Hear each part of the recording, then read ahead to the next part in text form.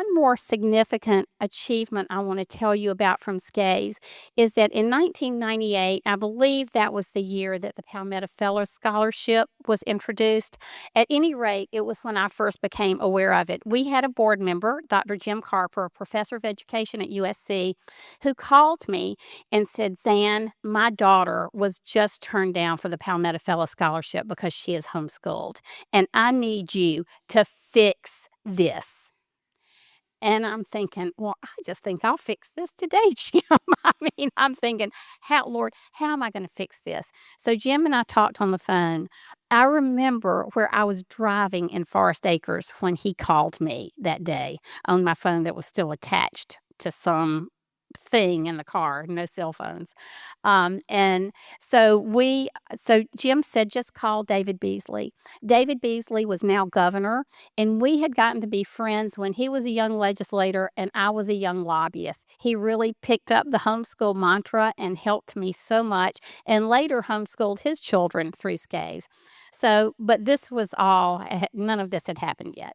And so I called David's office, Governor Beasley's office, and talked to his admin, and I said, Betty, homeschoolers are not included in the Palmetto Fellow Scholarship. That is wrong. She said, they are not. And I said, I would like to ask Governor Beasley to reconvene the Palmetto Fellows Scholarship Committee and ask them to reconsider approving homeschoolers. She said, that's a huge ask. I said, I realize that. This is a huge issue. So she called me back a little while later and said the governor was reconvening the committee, which is made up of provosts of most colleges in the state, legislators, senators, people from the Commission on Higher Education. I will tell you, it's the most grueling meeting I have ever sat through, and I have testified at dozens and dozens of court cases, Senate and House Education Committee meetings. This was by far the most grueling. But we had one thing in common. We wanted to keep our students in South Carolina. And we wanted to keep, I feel like we have the best students. And we want to keep the best students in South Carolina. There was no turf protection. So after many hours of meeting, the commission, this committee finally decided to approve homeschoolers with the same standards as everybody else. It was really a landmark moment, and the reason you see Palmetto Fellows sitting before you today.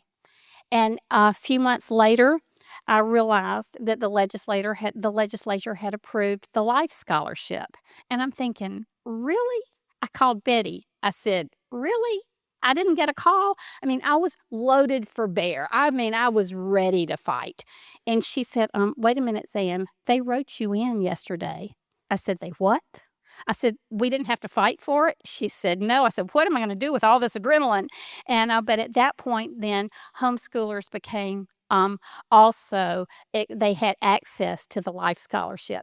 So that was really a pivotal moment, I feel like, for homeschooling in this state, where our students are treated with the same respect. And we are giving the state, I believe, the best of the best. So it has really been amazing to see what the Lord has done.